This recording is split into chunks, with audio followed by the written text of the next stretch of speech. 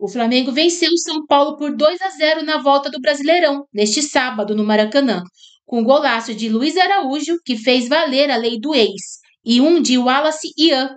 O rubro-negro somou 3 pontos e disparou na liderança do Brasileirão. O jogo marcou a estreia de Crespo no comando técnico dos paulistas. Vamos acompanhar aí os comentaristas analisando esse jogo. Ou seja, ferrou. Dentro do campo. Basicamente é isso. Deixa eu jogar pro Rafa, voltando pro Flamengo, Rafa, essa história do ataque, da solução no meio de campo, você já abordou mais o seu primeiro comentário. O ataque, Plata, Luiz Araújo e Bruno Henrique. E aí eu pego o que disse o Breila de o Pedro hoje é banco. E eu falo, é um banco à frente do Wallace ou atrás? Porque eu acho que esse bobear é o debate, hein? Mas será que não tem a ver, Felipe, com a declaração Não, do outro, até pode, mas ué, o Wallace tá jogando. Não me parece que quando o Pedro voltar, assim, ele volta jogando. E tem estrela, moleque. E o moleque, exatamente. O Wallace está quase mais para entrar no debate se já ou é titular ou tem que jogar mais tempo do que exatamente uma posição dele no banco. Quero te ouvir. Mas parece que é onde o Felipe gosta dele, né? Quero te ouvir, Rafa. Então, só em relação a essa questão do centroavante, né? Sim, Silas, acho que o Felipe Luiz gosta do Plata por dentro, mas na verdade a primeira tentativa foi o Bruno Henrique, né? E o Brenner falou sobre isso há pouco, é um pouco sacrificante demais para o perfil de jogo do BH colocá-lo centralizado. Ele precisa receber essa bola de frente e partir para um contra o zagueiro adversário. A velocidade, a explosão são características do jogo que ele só consegue desenvolver se ele receber essa bola de frente. Como um pivô, como um centroavante, por mais que seja um homem de movimentação, fica mais difícil para ele contribuir coletivamente. O perfil de jogo dele não permite isso. O Plata já tem mais recursos técnicos de retenção de bola, é um jogador forte. Hoje teve um lance no primeiro tempo que ele chegou um pouquinho fora do timing do cruzamento e pegou de primeira, a bola passou perto da trave. E tiro de finalizador ele também tem, talvez seja uma alternativa interessante. Respondendo a pergunta entre Pedro e Wallace, é difícil falar isso cacifando, né? Com toda certeza o que está na cabeça do Felipe Luiz. Mas eu acho que os fatos falam por si. Primeiro, é preciso dizer o seguinte, até agora não está explícito para ninguém se quem tirou o Pedro do jogo foi a diretoria ou se foi o treinador. Há informações de parte a parte. É preciso, inclusive, esperar a coletiva do Felipe Luiz. Há muito tempo que uma coletiva não era tão aguardada assim, para a gente poder ouvir do treinador qual é, de fato, o enredo da história do afastamento do Pedro. Quem está insatisfeito porque ele é banco, todo mundo sabe. Que o Boto já disse que tem que vender, ou que quer vender o jogador, todo mundo sabe. Agora, qual foi o elemento a mais que fez esse cenário se transformar numa retirada de uma relação? Porque aí sim é mais sério, né? Até então, o Silas está aí, foi jogador e bom, muito bom, sabe muito bem disso. Essa história de estar insatisfeito, não quer jogar, quer sair, quer ficar, está no contexto que o cara vai jogando. A partir do momento que o Pedro sai da relação, nós temos um fato novo e sério. Isso tem que ser esclarecido, porque há informações circulando de tudo quanto é parte. Mas, partindo do princípio que é uma decisão técnica, se ela for técnica, sim, o Wallace está à frente do Pedro. Deve estar? Talvez. Acho até que pela bola que vem jogando, merece mais que o Pedro. E, como disse o Breler, entrega mais para a dinâmica coletiva da equipe do que o Pedro. E futebol é isso, não tem muito jeito, gente. Eu sou fã do Pedro.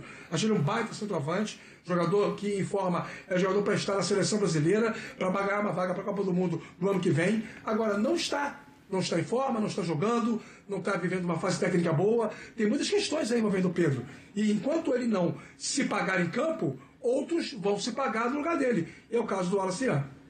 Mas vamos lá, agora eu quero fazer uma proposta desse debate envolvendo Pedro pró-Pedro, que é assim. Primeiro assim, se a avaliação do Felipe Luiz, que é um cara que sabe muito e deixa muito claro as visões dele, eu sou muito fã do Felipe Luiz, é de um comprometimento em treinos um pouco abaixo, isso para mim, inquestionável. Eu não vou considerar isso muito, embora isso seja a coisa principal no debate, na minha opinião. Mas vamos imaginar característica. Vamos supor que o Pedro esteja treinando bem, volte a treinar bem, mas que ainda assim o Felipe Luiz ache que ele não traz a maior intensidade para a competitividade que ele, Felipe Luiz, imagina ou espera no Flamengo. A gente tá vendo o Mundial, a gente sabe que se os caras não corressem, tomava de 5.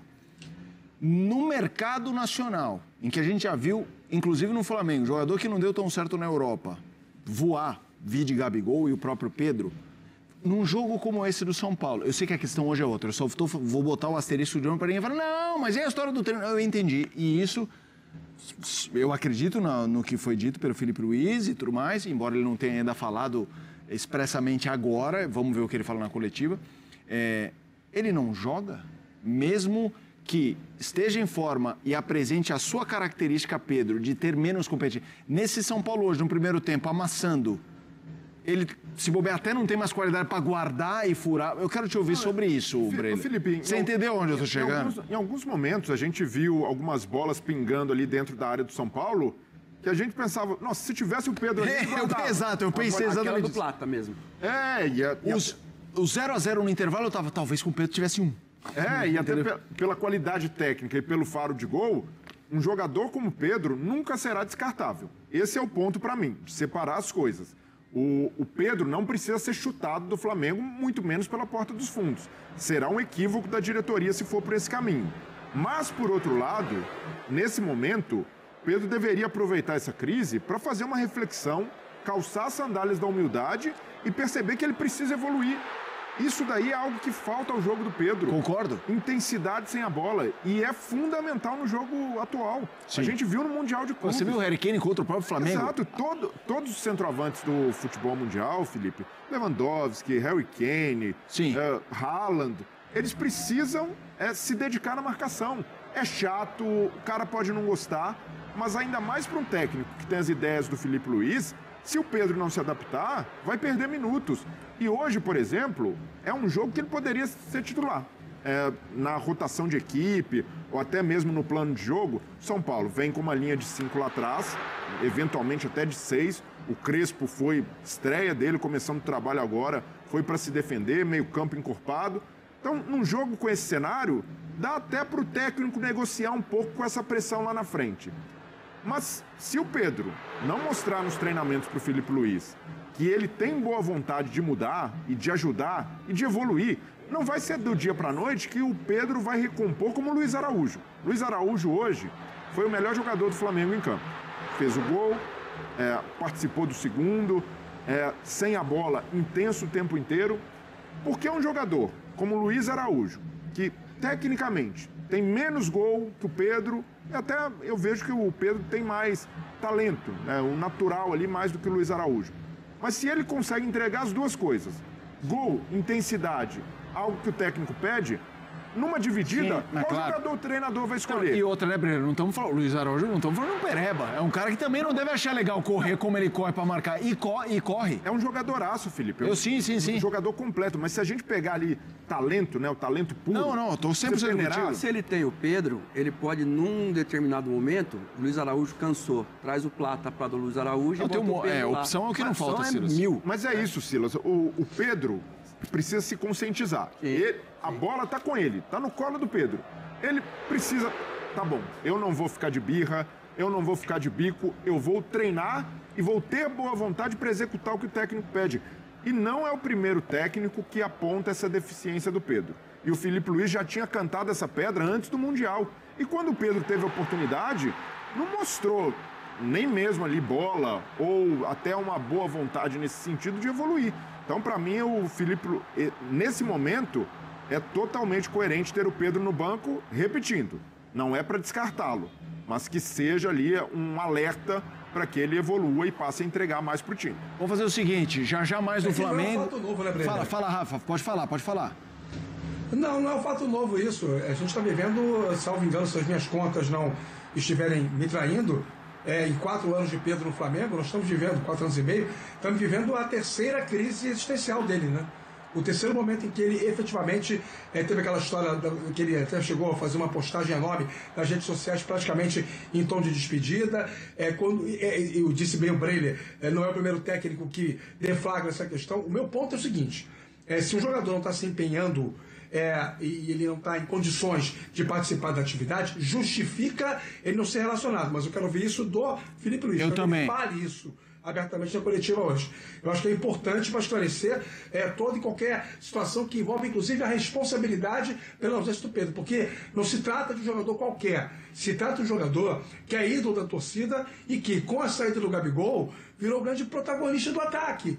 Então, assim, ele não está jogando, ele não está relacionado, isso demanda algo que, obviamente, exige uma manifestação pública de alguém para a grande torcida rubro-negra, a grande massa rubro-negra espalhada mundo afora.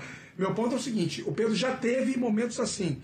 O Pedro já teve fases no Flamengo em que ele parecia um pouco desconectado da realidade, depois ele voltou. Agora, quase sempre precisa vir de fora para dentro. É bom deixar claro isso também, né? Nas vezes anteriores foram situações que vieram de fora para dentro e não dentro dele para fora. Só para ir ao encontro do que o Breler acabou de considerar como uma expectativa que ele tem em relação a uma espécie de autoavaliação do próprio Pedro. Não, sem dúvida, sem dúvida. Eu tô com o Rafa, eu quero ouvir o Felipe Luiz. Eu acho que se tem um técnico que a gente sabe que costuma ser muito franco e trabalhar bem. A própria história do ano passado do Gabigol, ele sempre se posicionou muito de uma forma clara. Vamos aguardar.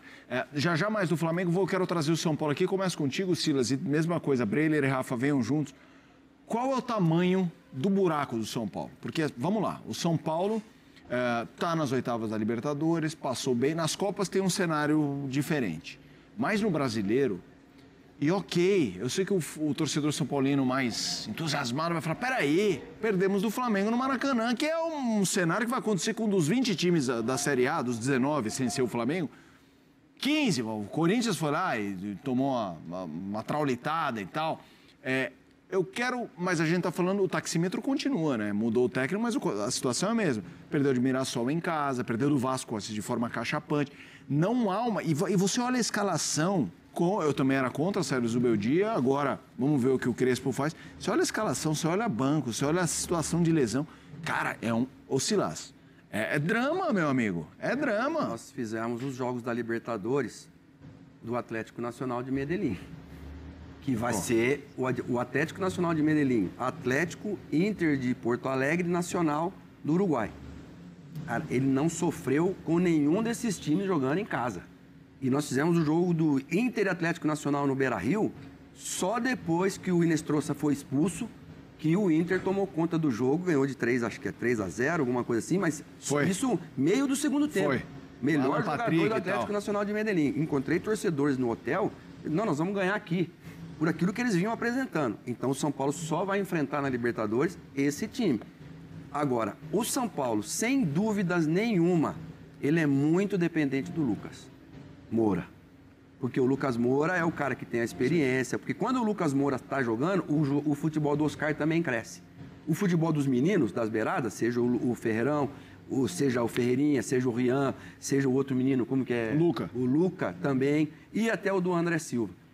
E no Morumbi, o São Paulo tem uma camisa muito pesada, tem uma torcida que empurra muito.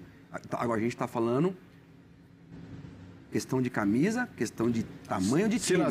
Jogadores, o Crespo vai ter que decidir para mim. Quer botar 3 zagueiros? Bota com um volante na frente dos zagueiros. Ou seja, 3 volantes e um zagueiro. E que esse volante faça o terceiro zagueiro. Porque nós não temos... O Enzo Dias, sim. O Enzo Dias chega bem. O Wendel até agora... Vamos ouvir o Crespo, Silas? Vamos, o Crespo chegou, vamos ouvir o técnico do São Paulo. Eu falei com você da primeira parte, a segunda não. Porque também você tem que saber o que a gente tem nas mãos. Se você quer jogar assim contra o Flamengo... O Flamengo neste momento está em outro nível. A gente está tentando de construir uma situação difícil, complicada. A gente sabia que chegava aqui e talvez vai jogar no campo mais difícil do Brasil neste momento. Eu falei com eles. Contra o Flamengo no Maracanã talvez é mais difícil. Até o final da temporada. Não acho que vai ser o mais importante. O mais difícil. E aconteceu. Porque temos que ser honestos. Então, você sabe a qualidade do adversário. A gente tinha uma ideia de jogar contra um adversário muito forte. Talvez na minha equipe eu pretendo outra intensidade. Volta do Pedro, porque quando ele estava lesionado, você falava muito que ele era um dos que mais se dedicava, e a recuperação até foi rápida por conta disso, e isso pode ser algo que você possa lembrar para ele voltar a performar em grande forma. Isso me surpreende, porque é um jogador que se esforça tanto, né, para superar uma lesão tão grave. O que eu espero é que ele se dedique ainda mais para superar e ganhar ritmo durante os treinamentos, né? Vocês podem ver bem comigo, assim, não consigo ser justo com todo mundo, não consigo, tem alguns jogadores que não, mas grande maioria dos jogadores que falaram no campo ganharam a vaga. Então quem está melhor normalmente comigo acabou jogando. Teve a exceção aí um pouco do Varela, talvez, que mereceu jogar, só que o Wesley estava num momento extraordinário. Mas assim, normalmente, o pessoal o próprio Plata estava pedindo passagem e ele acabou ficando mais uns jogos no banco. Mas o resto, quem joga bem, como eu falei para vocês, eu quero botar os melhores no campo. E espero isso, que o Pedro se torne o melhor no treino, o melhor. Que ele fique louco comigo e vá lá e faça 5 gols amanhã e que seja uma opção mais para o nosso ataque. Então ele não atingiu a alta, no caso? Não, ele tem a alta médica, né? Só que a alta competitiva é uma coisa que não é mensurável, uma coisa que a gente entende que quando a gente compara, né, e a gente espera o Pedro antes da lesão e você vê depois da lesão, ainda está longe. Então, para mim, a alta competitiva você vê quando o jogador começa a se assemelhar com o que ele era antes, né? Então, é um pouco isso. A alta médica é a única que avala o jogador para poder voltar. Oi, Felipe, Sérgio Lobo. Queria saber de você o seguinte. Hoje foi mais um exemplo, vou falar do jogo, tá? Foi mais um exemplo. Foi um jogo grande que o Flamengo ganhou, manteve a liderança e fez uma grande atuação, né? Vai lá, desculpa, pode ir.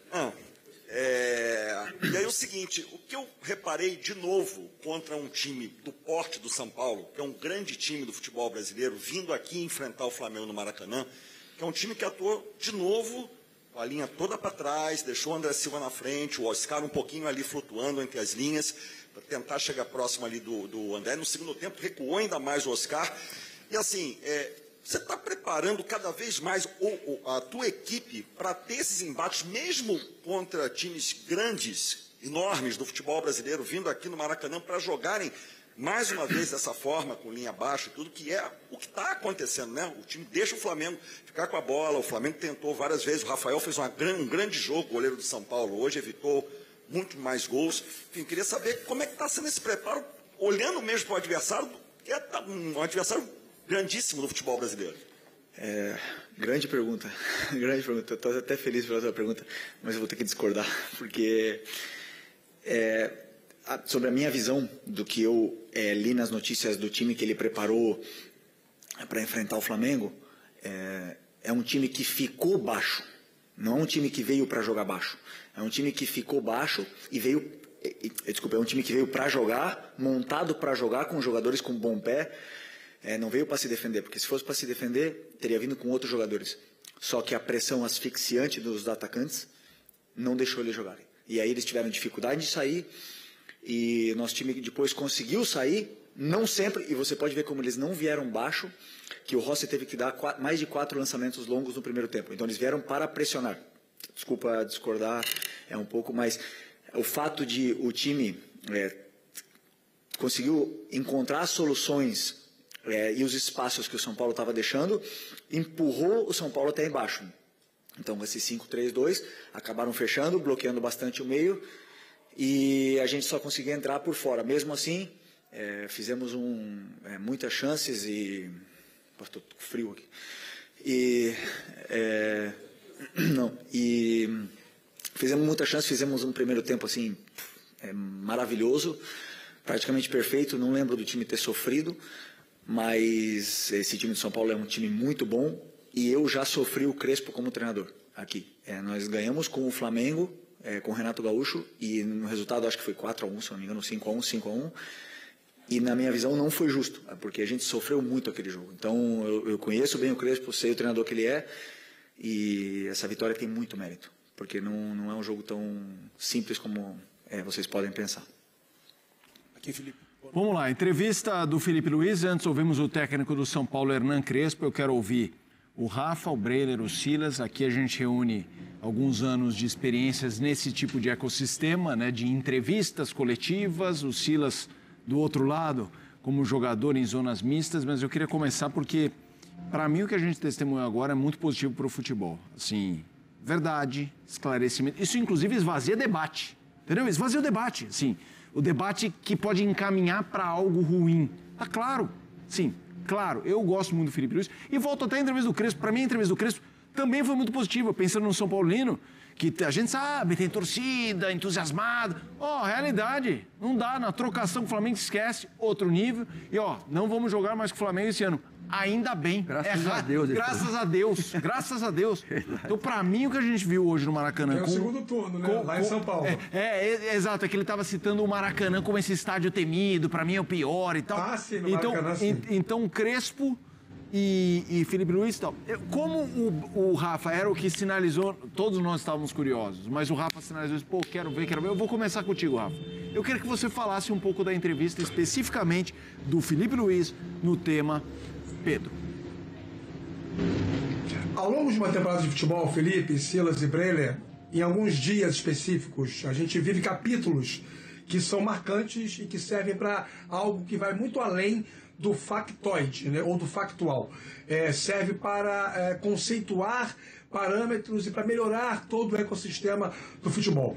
Eu vou ser objetivo, até para poder ouvir também as opiniões do Silas e do Breiler.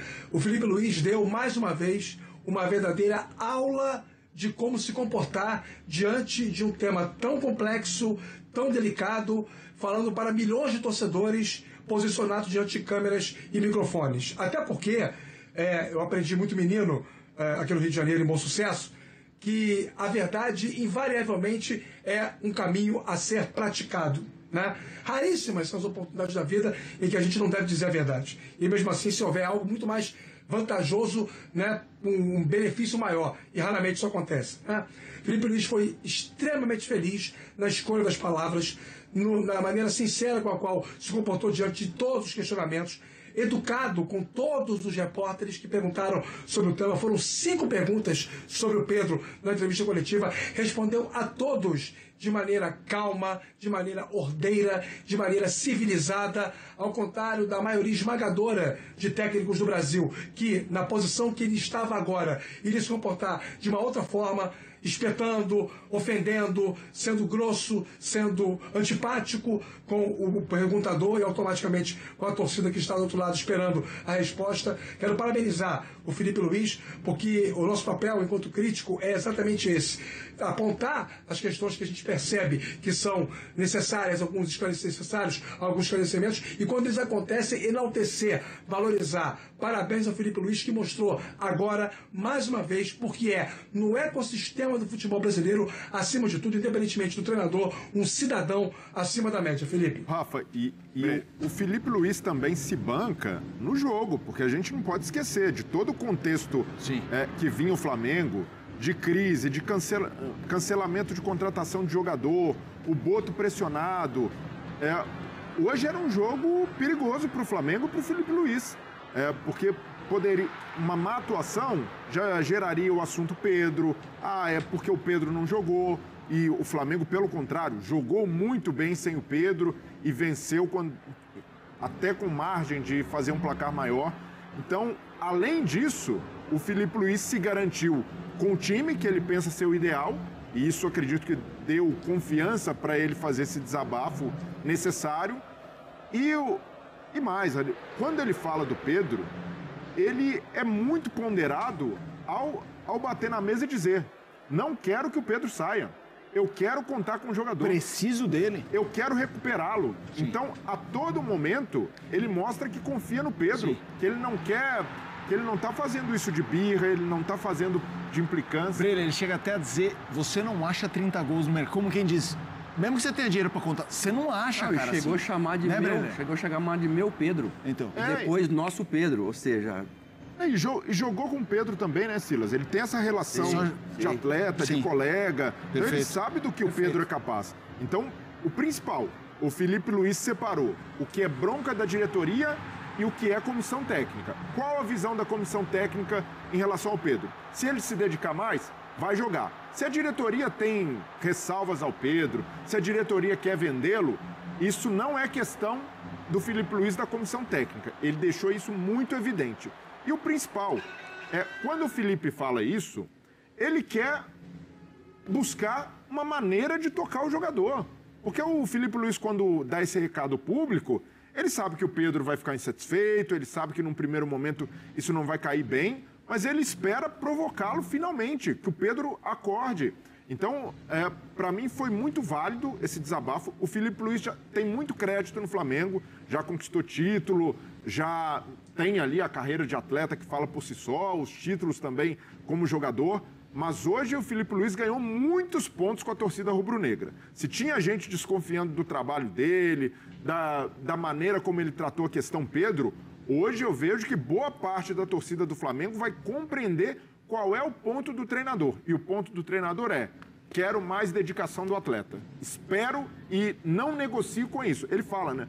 Eu fico espantado como um atleta com a qualidade dele, um atleta muito bem pago, negocia com o treinamento. E o Felipe Luiz foi forjado com Simeone, com Jorge Jesus no Flamengo, treinadores que sempre cobraram muito do atleta. Ele não vai cobrar? Então, para mim, ele foi realmente cirúrgico na manifestação que fez sobre o Pedro. E, de novo, o Pedro precisa, enfim, fazer uma autocrítica. Não levar isso para o lado ruim. É claro que o Felipe Luiz tocou nisso também. O Pedro tem direito de ter bronca com a diretoria. Ele não deveria ter sido exposto. Para mim, esse é um erro, sim.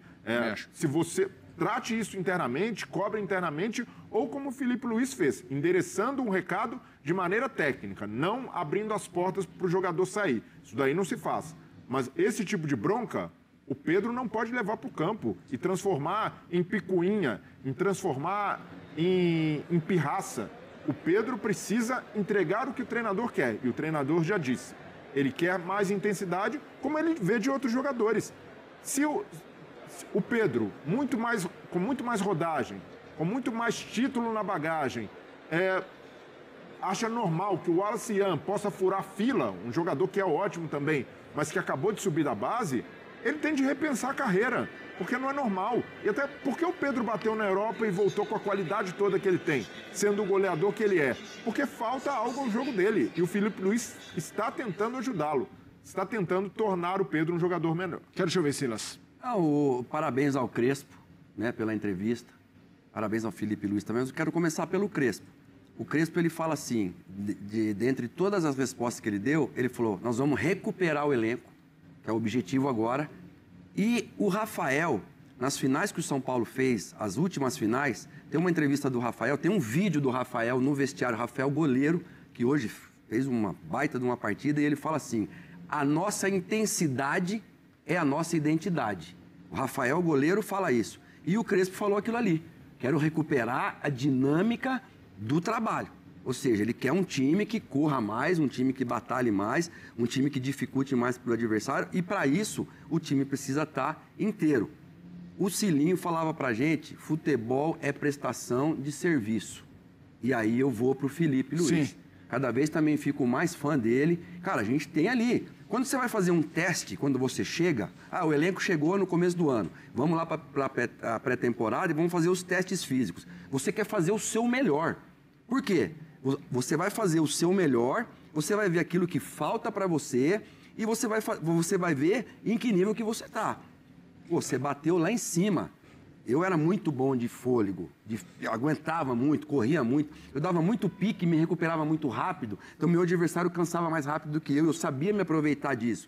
Aí você está no decorrer da temporada e você vai começar a apresentar números menores, hoje não tem mais como você esconder isso. E ele mesmo falou. Ele usou ali treinabilidade, né? Ele usou termos internos de como medir a sua condição hoje, no caso do Pedro, é física. É uma condição pós-operatória, uma condição de volta de lesão. E ele mesmo falou: eu sempre fui muito justo, exceto um ou outro caso, que no caso do Wesley, que estava voando, não tinha. Porque o jogador, quando ele volta e ele é titular, você tem que devolver a titularidade para ele. E você tem que dar ali uns 3, 4 jogos para ele. Quando você põe um jogador por questões técnicas, você também tem que dar 3 ou 4 jogos para ele entender o elenco, para ele se entrosar com os jogadores, com os restantes. E aí você fala, bom, assumiu a posição, agora a posição é dele, o outro é que vai correr atrás. Mas ele foi muito claro, ele foi muito honesto e em maneira nenhuma, em momento nenhum, ele quis atingir o Pedro. Muito pelo contrário. Eu quero esse jogador aqui, mas vai depender dele, Pedro. Também não falou que o Pedro é mau caráter, não falou que o Pedro... Não, nada disso. E isso é muito legal para um treinador jovem como o Felipe, e a gente fica cada vez mais fã dele, porque, cara, ele é isso mesmo. E aproveitar que quem está mandando um abraço para a gente aqui, acabou de mandar o Guilherme, ponta esquerda do Santos, né? Beirada esquerda, que joga com... O Flamengo pulou para 27 pontos e assegurou a liderança da competição por mais uma rodada. O São Paulo segue com 13 pontos e cai para a 15ª posição. O tricolor não vence há 4 jogos no Brasileirão. O primeiro tempo foi de um time só no Maracanã. O Flamengo infernizou a defesa do São Paulo, mas não abriu o placar graças a Rafael. O rubro-negro fez valer o papel de mandante da partida e encurralou o São Paulo, que não conseguiu sair do campo de defesa durante quase todo o primeiro tempo. A primeira grande chance do Flamengo foi com Léo Ortiz, que carimbou a trave em chute de fora da área, desviado por Rafael. O zagueiro fez o goleiro trabalhar novamente um rebote vindo de um escanteio, mas a grande defesa de Rafael foi em chute cruzado de Wesley, após um lindo drible em Sabino. Nos acréscimos, Plata perdeu grande chance na área, finalizando para fora. O São Paulo furou a pressão do Flamengo apenas uma vez, em uma jogada que terminou em cruzamento na área. Mas a grande chance do tricolor nos primeiros 45 minutos foi em uma entregada de Rossi na pequena área, que quase resultou em gol de André Silva. O atacante não dominou a bola. O Flamengo não voltou bem do intervalo e perdeu algumas bolas no campo defensivo. Cédric Soares desperdiçou grande chance depois de cruzamento, mandando por cima do gol. A equipe de Felipe Luiz se encontrou no jogo depois dos 10 minutos, quando voltou a pressionar a saída de bola paulista e a jogar bem. Luiz Araújo abriu o placar em um golaço, finalizando no ângulo de Rafael. O São Paulo não criou tantas chances perigosas no segundo tempo, depois do gol, e o Flamengo esteve mais próximo de ampliar a vitória do que sofrer o gol de empate. Tanto que no último lance do jogo, o Wallace Ian deu números finais à partida depois de chute de Luiz Araújo.